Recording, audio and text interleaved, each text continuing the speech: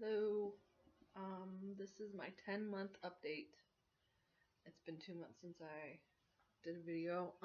For those that are watching, there's a couple more on my channel, like a 6-month and an 8-month. This is the 10-month. I was on 1.5 milligrams of Ativan when I cold turkeyed. I had kind of tapered down over like 6 years from Klonopin to Ativan, crossed over, and then tapered from 3 milligrams down to 1 milligram, and that's when I pretty much lost it. You can go back and watch the other videos to get the rest. So I'd say since the 8-month video, I'm a little bit more hopeful. Going into 8 months, I had a really bad flare or wave, whatever, in month 7.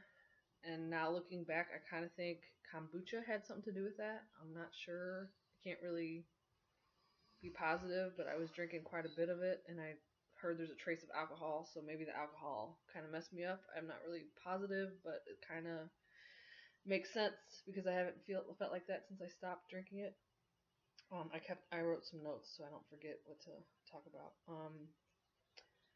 So I really have been trying to stay away from the psychiatrist because he doesn't believe in this at all, which is kind of crazy, but I'm like really stubborn and trying to teach him almost. So like I keep going back and trying to, but I feel like I'm banging my head against the wall because he just will not listen. And I'm like, just do the research yourself. There's journal articles. There's plenty of them about this. Like so I'm kind of fed up going there. The last time I went, he said that he thinks that what I'm suffering from is a nerve agent that I was exposed to in Iraq 13 years ago, and that it's just now miraculously appearing. So yeah, he's not very smart because he won't do his own research. Okay, the current symptoms I have are dizziness, but it's a lot lighter. Most of the time, it just feels like everything's kind of moving a little bit. Like if I look at my phone, it feels kind of like the ground just kind of moves a little bit to the left. When I walk, sometimes I can feel kind of off balance or uncoordinated, like my legs aren't coming underneath my body all the way. Sometimes I get like a pushing and pulling sensation. I think that's in my 8-month video too. Like it just feels like somebody's pushing me or pulling me. 2 days last week, I kind of felt like when I would walk, I'd feel like I was being pulled forward and down. It was really scary. I don't know. This stuff has like the weirdest sensations, and I just try to like tell myself that I'm just healing. It's normal, nothing to freak out about, and just like keep going. That's all I can do. I've been having these really strange like surges of energy. Like last night, I drove my brother home, and I felt like there's something right here like came up, but it wasn't like adrenaline. It almost felt good, like endorphins or maybe serotonin. I'm not really sure what it was, but I'm like, well, maybe we have to have all these crazy bad symptoms, but like when our feelings start coming back, maybe you start getting like good feelings come back. But because I felt like shit for so long, it's like a foreign feeling. So maybe it's something normal. I don't know, but it's been a long time since I felt normal. That's the hardest part about this, I think, is that I look normal, I sound normal, but on the inside is not normal, and you can't see it. So everybody thinks I'm doing great, and oh, you're so strong, and I'm like, you have no idea how strong I have to be to keep it together, to like try to act normal and look normal. It's pretty freaking hard and exhausting. I still need things pretty quiet. I really don't do a whole lot. I'll get to that in a minute. I still feel I guess it's paresthesia or something. It's like I feel like little lines of energy moving through my face. It's gotten a lot less, but I get like head pressure, eye pressure. It's a lot less. Like it's just annoying at this point. It's not like intense, and I don't get scared as much. Air hunger, I get that a little bit. That's kind of like you feel like you can't catch your breath. It's maybe once a week. I'm not kidding. It's not that long. It's really not that much. It doesn't bother me so much. The time around my cycle is the worst, and I've read that like something with the progesterone drop has to do with GABA in your brain. That's why for women this is a little bit harder because we have to deal with the hormone thing. For the most part, I think that most of my physical symptoms are gone. I do get like tachycardia every once in a while, but I had that pre-existing to benzos. That just means your heartbeat kind of goes fast when it shouldn't do that. So at this point, it's mostly mental, and so that's what I'm going to talk about is like the mental symptoms. Okay, this is not a pre-existing thing. It's not permanent. It's not even all the time now. It's just like randomly. I kind of don't even want to talk about it, but I'm gonna just for the benefit of other people. But for me, it looks like this. Like I'll get intrusive thoughts sometimes about like, you know, like I'll die in a car accident or I'll cut myself or hurt myself and I have to go to the hospital. And everybody says this is like paranoia, but it's really not. Paranoia is like you think people are after you. I do not think anyone is after me at all. I think I'm scared of like getting hurt or sick. So that's like health anxiety. Some people call it hypochondria, whatever. But it's really chemical in nature in this. It's not like who you are. It's like there's too much cortisol and adrenaline in my brain and it's affected the emotional center, so you can't really think rationally. So things that like make no sense, like I shouldn't worry about a cut, getting an infection, the rational part of my brain doesn't really understand that all the time. So I get freaked out and like have to ask friends like, "Hey, my eye was swollen last week." There was one thing I had like a little boil, I guess, come up on my cheek, and I could feel it. There's like a bump in there. Well, it made my eye swollen for like 3 days, and so, like a normal person said, "Oh, it's just an allergy. Take Benadryl." And I'm too scared of chemicals. I can't take any medicine. So I'm like, "Well, I'm not doing that." So I put ice on it or heat. I'm sorry, I did heat like the second day, and it went down a little bit.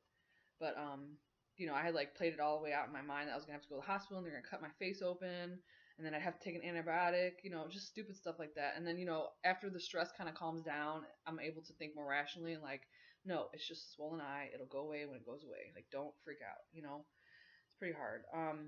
And then more mental symptoms. It's like some days I just wake up and I'm like scared to look at the sky or I'm scared of bridges or I'm scared to drive. It's not like super intense that it keeps me at home.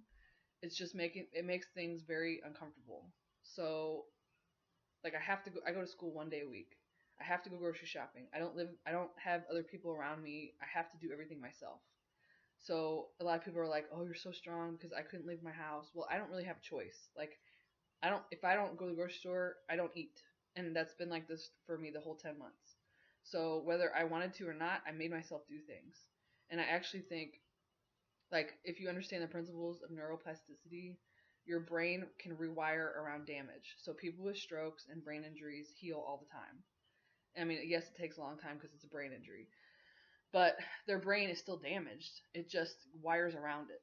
So I always, and I could be wrong. I mean, I'm not even gonna say I could be wrong. Like it's a matter of fact. Like it's not debatable that when your brain is like in this trauma state and you're trying to push yourself to do things, this is my opinion. It's not a medical opinion. It just feels like my brain is being forced to learn things that it really can't process all the time because there's so much adrenaline going on and all this like chemical stuff. So it's like I have to figure it out anyway. So it's like a part of me remembers how to go to the store, but it's like a new part of me has to like figure out how to do that in this current state, I guess. So I don't know. That's what I like to think of it anyway. So I think it's helped me because I can't lay at home and sit here and do the same thing every day. Like I have to push myself, and every day is different. Oh, and then the last like mental thing is kind of like a haunting feeling. I don't know how to explain it. It's just like you're gonna die. Like it's like this really subtle feeling, not like a thought or not like a voice or anything like that. It's just like I'm gonna die soon, or I'm not gonna make it, or I'm not gonna heal, or I'm an exception because I was on medicine for 13 years. Other people were on it less than me. And I'm an exception because I had more immunizations because I was in the army, or I'm an exception because whatever. It's just like all these things, it gets pretty freaking exhausting because like sometimes I believe that, and it's kind of scary. And so I just have to like push through it.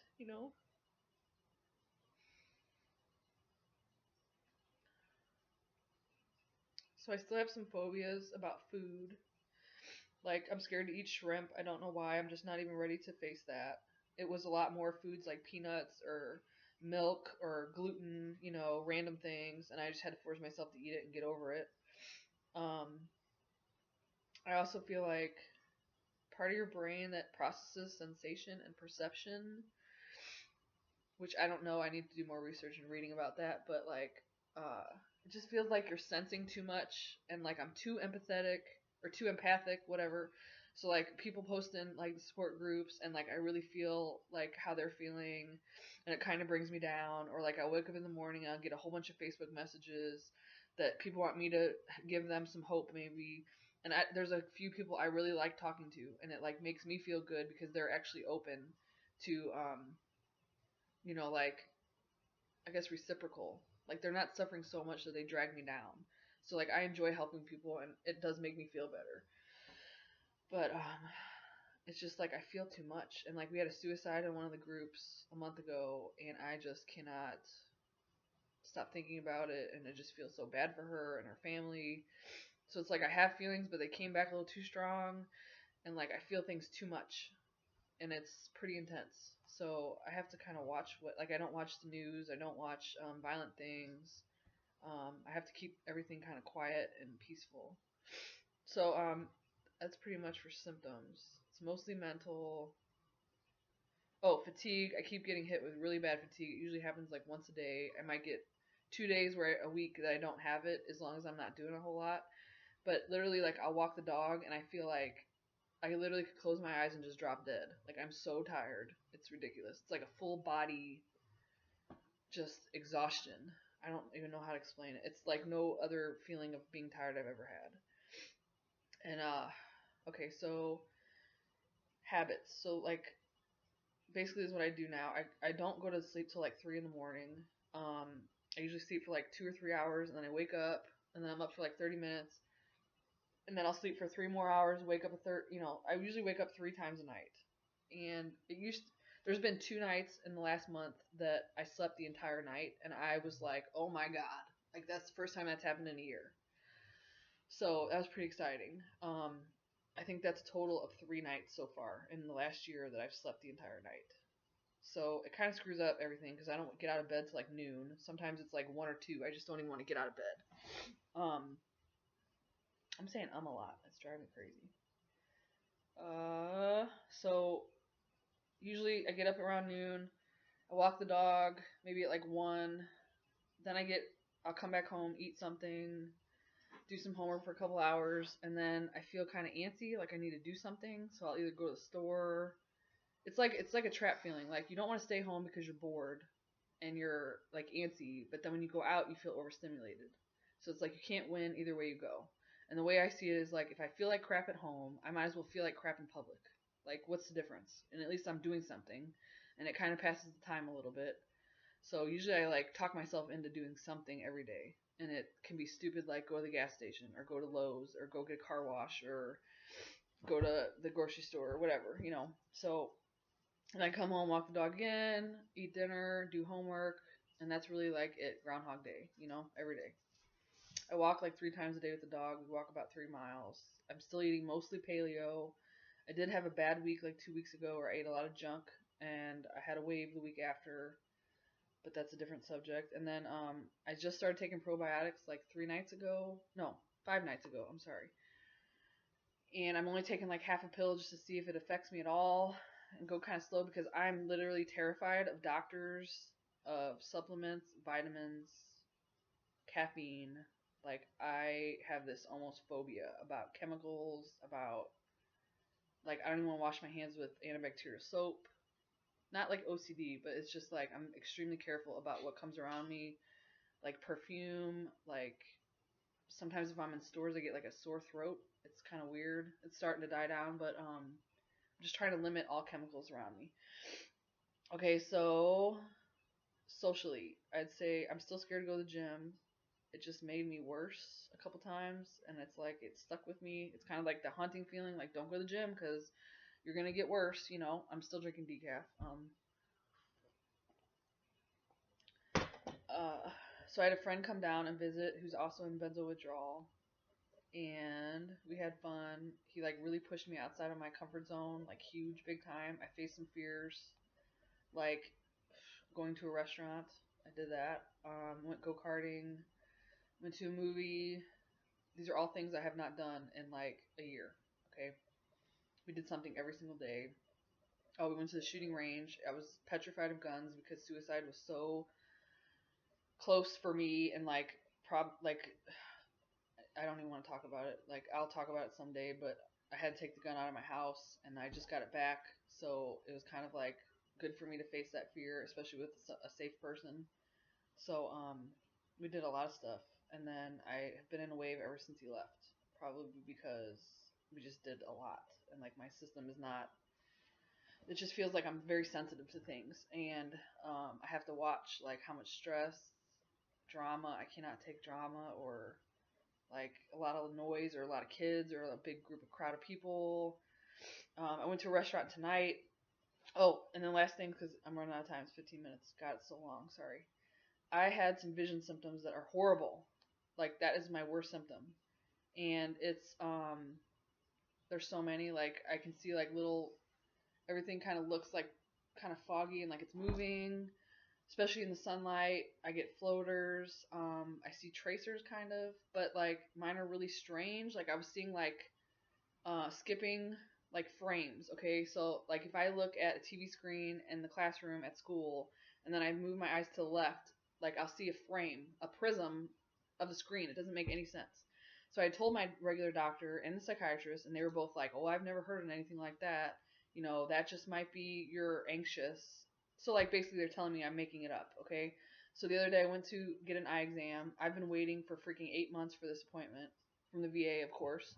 And I go to the doctor and he puts like this thing on my eye and he says like, okay, look at this image on the screen. So I did, and then as soon as he'd cover my eye shifts and the image would move.